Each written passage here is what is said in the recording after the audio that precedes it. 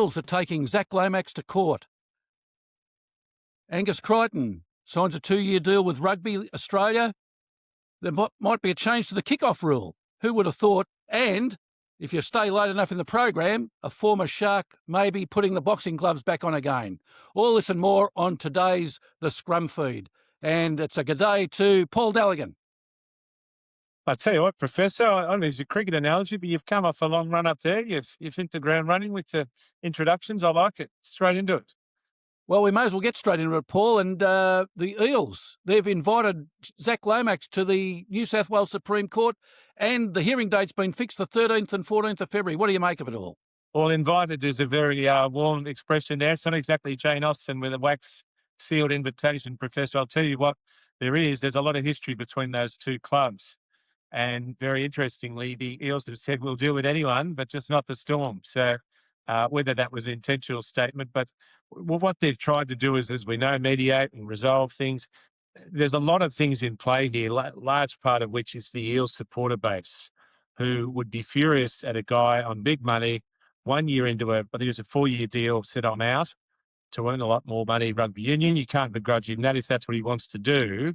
But it was quite reasonably on the basis that he wouldn't sign for another club. Now, not only does he want to sign for another club, but he now wants to come back with an already impressive team who the Eels are chasing in terms of ability. And the history goes back to 2009 when the Storm was stripped of that grand final, which, but for their indiscretions, I have Eels mates assure me they should be the pro. They rightfully consider themselves the premiers. So there's a lot of heat there, Professor, and that's before we even start talking legalities, which I don't know how deep you want to get into. But even as a lawyer, I'm not sure how this will turn out. There's a silk on each side, more silk than a Beijing market. I've got to tell you that much. You've got Arthur Moses on one side, who interestingly nephew plays for the Eels, and then silk on the other side. So I'm actually interested in what they call the sanctity of the contract, Professor. It's a topic we've talked about many times on this show. What is it worth? Is it worth more than the piece of paper it's written on? Because if Lomax can escape this contract and get to the Storm, the sanctity, if we call it that, of the contract won't be very high. Well, we had a sneak preview. The QC acting for the Eels said that this all revolves around whether the condition restraining Lomax from playing with another team is valid. And that takes us all the way back to a 1971 High Court case. Paul, Buckley and Tuddy, you would have studied that in contract just like I did. Yes, we did. And there's been several cases, restraint of trade and courts. I mean, I've looked at in sports law matters that I've handled with interlocutory orders, injunctions. The courts do want to let someone ply their trade. And this is a professional athlete who wants to play the game. So the court may be reluctant to stop him plying his trade. But at the same time, there are legal issues involved. So as much as the NRL might want him to play, the Storm want him to play, if a deal can't be done, he could be in limbo. It's a watch this space until the second week of February, and then it'll be all rockets firing. Well, I can see both sides, and this is, I guess, why we've got a job. Both sides have got their principles. The Storm don't want to give up players. The Eels have an angry supporter base. There's a deal perhaps that could be done, but there's always, as they say, everyone has their price. But this isn't Lomax's price we're talking about. It's whether the Eels would be willing to front up a certain sum. The Storm would be willing to front up a sum that would appeal the Eels, appease the Eels supporters base. That's why it's not just a money issue. All right, Paul, 119 years of history, the convention of the kickoff, and the NRL want to perhaps alter the rule. Well, someone described it as a thought bubble. I'd call it a brain fart. I think the politically correct would be a brain explosion. I can see their intent is to try to make games more even, because you've just had a goal kicked against you and you're pretty much kicking the ball back to use a soccer analogy. It's worked for that long. I don't think changing it would change anything at all. It's not a safety issue. It's not for that reason, because if it was safety, they'd ban the kickoff completely, like the NFL's done effectively. So it doesn't seem to be for that. They just want to make the game closer. I see Wayne Bennett, your coach at the Rabbitohs, Paul, have got no problem with changing it at all. Well, I'm interested in that. I'm surprised. I thought he'd be more of a traditionalist than that. But yeah, it's well, he said, that if the team's told to kick off, they could do a short kick. Yeah, well, it's a new invention in the game. We'll see what happens, but I'm sure it'll be a great competition, no matter what rules they come up with. But it's not one I'd be all for tinkering with. A Roosters changing codes. Angus Crichton, second row at the Roosters and State of Origin star. After 8 years with the Roosters, he'll leave at the end of this season for a $1.6 million contract, reportedly, with Rugby Australia. Your thoughts on that one? Well, it's like Suwali. I mean, he's been amazing for the Australian Rugby Union team. I've always put my hand up and said rugby union is more of an international game than rugby league. If you want the chance to play for Australia and a much more meaningful competition, unfortunately, we've got to admit that, that's certainly open to him to do so. But where it's different to Suwali, he's already committed previously and has played for Australia in rugby league. There's a World Cup coming up at the end of the year. We'll see if he plays. I'm hearing that he won't, which would be a shame. But it's allegiance. He's got to choose which one he wants to do. Good news or bad news for the NRL with this contract, Paul? Well, I think there'll be new players coming through. It's a challenge for the game. There'll always be challenges. And sorry to cross over sports, but there's a 16-year-old soccer player causing a lot of interest called Antonio Arena. I don't know if it's in relation to Tina, but he's now got to choose between Italy and Australia whether to play for the future. So Crichton's obviously made his decision. He wants to finish his career, which isn't many years left in rugby. He's been great for rugby league. I think we should focus on that and let him be. He's gone through a lot as well, off-field issues. I don't think you can begrudge him if he wants to go out with the swan song of a Rugby Union World Cup. You mentioned he's in the twilight of his career, Paul. He's turns 30 this year. So, has Rugby Australia bought somebody who's past his prime? Yes, and it's interesting the day that's happening is the son of Marcus Bai, who you'd remember, but I'm feeling very old because his son is 19 and he's a Titans star and he's tipped to be a future superstar of the game. So young players will come through. He'll be playing for Papua New Guinea, unfortunately, but there's always new players coming through.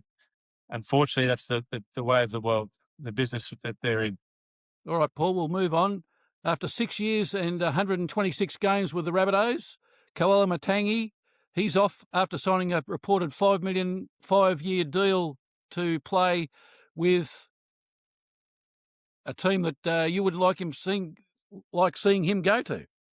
Well, the Dragons have picked up quite a few Rabbitohs now, Damien Cook and Lachlan Ilias. I can tell you why it happened is the Rabbitohs have got 2/3 of their salary cap in 1/3 of the squad. And then they went and got David Fafita on $500,000 a year. So I don't know the timing, whether Koloamatangi went first or they signed Fafita first, but there's just not enough money to go around. So it is unfortunate. He was our best player last year. So I'm hoping that David Fafita steps up and fulfills his almost limitless potential because otherwise it will be a pretty bad move letting him go, much like Adam Reynolds was. A nice little juicy stat, Paul, just on you saying that he was the Rabbitohs' best player. After moving to prop, 153 metres gained per game and 33 tackles per game. That's going to be hard to replace. It is, and he can play the whole match. And you know how tough, I think it's one of the toughest, if not the toughest sport in the world. To play the whole match, there's very few that can do that. You count them on the fingers of one hand. So he's a massive loss for the Rabbitohs. I'm just, as I said, hoping that David Fafita can step up and earn his $500,000. Wayne Bennett's taken a massive punt on him. We'll see what happens.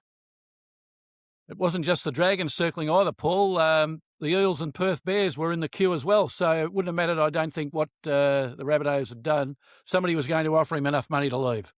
They were, unfortunately, he's still got a few years left and he will be perfect for New South Wales. I think he'll get picked this year for State of Origin for New South Wales. It'll be hard watching him, knowing we don't have him for long, but let's hope he puts it a big last year for the Rabbitohs. After being on the losing end in 2 preliminary finals in a row, Paul, the Sharks coach Craig Fitzgibbon looking to go one better this season. Can he work the Sharks any harder? No, well, he's famous for putting himself through a black belt type martial arts routine before games to show that he's pretty tough and he's in the trenches as well. I can't see the Sharks, again, I don't want to jump into my season preview yet. I don't have them finishing top 4. So I don't think so. I think that window's closed in Cronulla.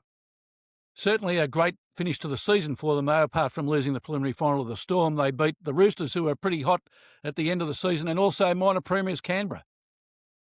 They did. I just don't know if they've quite got that X factor that some others will above them in the top 4, which I'm preliminary. It's in italics. I'm looking at it here, but I'm not going to launch into the season preview yet. But I will say I don't have the Sharks in the top 4, and there's nothing that I've seen is going to shift them in there. I've got them fading.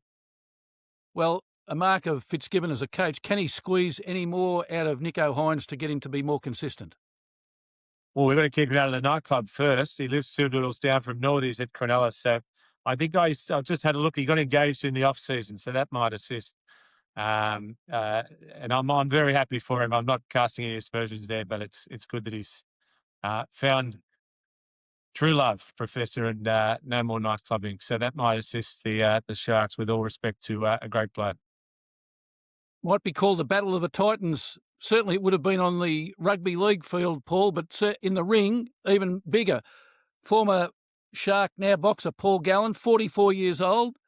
He's decided to perhaps come out of retirement to fight former Storm player Nelson Asofa Solomona. Would you pay to go and see that fight? Well, I'd probably pay to have a paramedic on standby, because you've got, I'll give you some numbers, Professor. I'm normally more driven by emotion than detailed analysis, but you've got 44 in the blue corner against 29 years old. Let's call it the red corner. You've also got 29 kilograms heavier in the red corner and 20 centimetres taller. Now, I'm no boxing expert, but I know even with those numbers, Paul Gallen would have to be some sort of Tyson at his prime to not be knocked out in that match. Well, Nelson won his first bout, and there was a great picture of him standing over the defeated boxer lying flat on his back on the canvas.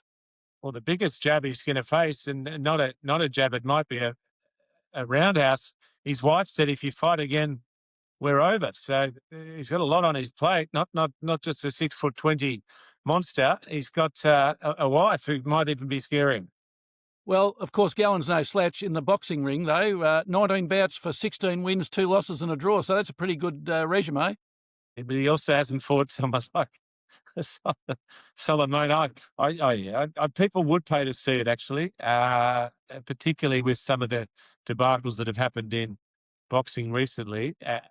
You'd have a lot of league fans wanting to watch that, and a lot of them would want Gallen to lose. I think he'd be crazy to take that fight on.